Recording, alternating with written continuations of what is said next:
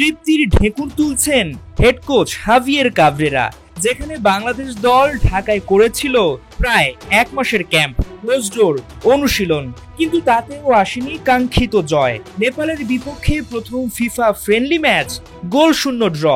এমন ফলাফলে কি মন ভরেছে ফুটবলারদের? নেপাল আমাদের চাইতে র্যাঙ্কিং এ খুব একটা এগিয়ে নয়, সেই দলের বিপক্ষে তো আমরা একটা জয় প্রত্যাশাই করতে পারি। কোচ হাভিয়ের কাবরেরা গর্বিত এই পারফরমেন্স নিয়ে। আপনি কি সন্তুষ্ট?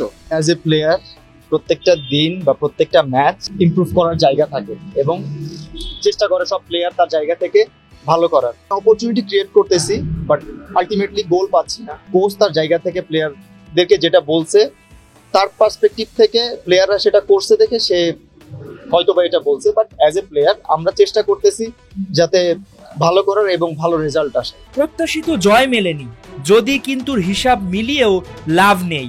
আক্ষেপের সময় নষ্ট না করে দ্বিতীয় ম্যাচে নজর জামাল তপুদের। গোলটা একটা আমরা যেটা করেছি অফসাইড না হলে তো গোল হইতো, বা ওরা যে গোলগুলো মিস হয়েছে, ওরা যে গোল করতো আমরা হেরেও যেতে পারতাম। যেটা হয়েছে প্রাপ্তি থেকে ওটাকে এগিয়ে নিয়ে আমাদের যেটা এখন মেন ফোকাসটা হচ্ছে লাস্ট ম্যাচ। এই লাস্ট ম্যাচে আমরা ওইভাবে তৈরি করছি যে সবাইকে মেন্টালি এবং সাপোর্ট যতটুকু দেওয়ার, যে নেক্সট ম্যাচটা যেন আমাদের জিততেই হবে। শেষ ম্যাচে নামার আগে ভুল শোধরানোর সময় কম বাংলাদেশের হাতে। হামজা শমীদদের মতো তারকারাও নেই, তবে যারা আছে তাদের নিয়েই ফাইট করার হুঙ্কার ডিফেন্ডার রহমত মিয়ার কণ্ঠে। ওরকমের কেউ মেন্টালিটি নেইনি যে হামজা নেই। হামজা যখন আসবে অবভিয়াসলি আমাদের টিমের জন্য বুস্ট আপ হয়। হামজা আসলে আমরা আরো ভালো ফিল করি খেলতে, বাট যেহেতু হামজা নেই, আমাদের যারা আছে তাদেরকে নিয়েই খেলতে হবে। ইনজুরিতে প্রথম ম্যাচে পাওয়া যায়নি গোলকিপার মিতুল মারমাকে, সঙ্গে ফয়সাল আহমেদ ফাহিমও ভুগছেন চোটে।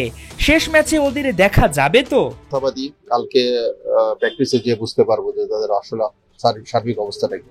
বাংলাদেশের চাইতে নেপালের চাপ এবং চিন্তাটা যেন একটু বেড়ে গেছে। ফিফা ফ্রেন্ডলি ম্যাচ রূপ নিচ্ছে সিরিজে।